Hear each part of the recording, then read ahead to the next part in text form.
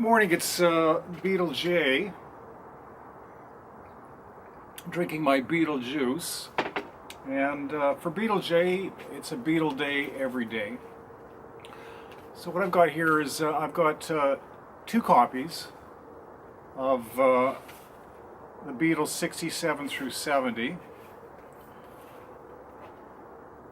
Comes with the Apple label on this one. And capital blue.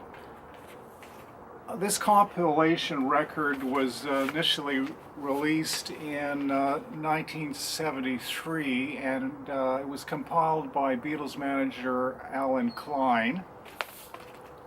And it was to compete with a bootleg that was being advertised on television called Beatles Alpha Omega.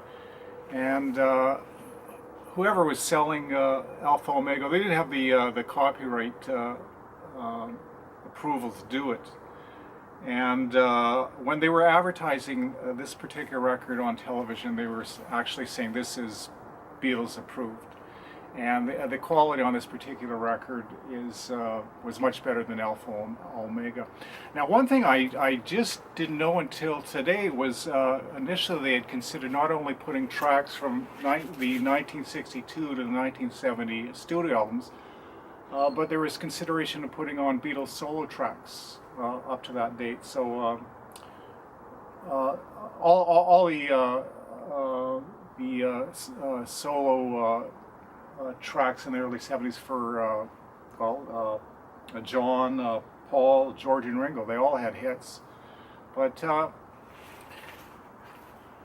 the inner sleeve is just blue with all the lyrics on it, and again, this particular photograph and this photograph, they appear on the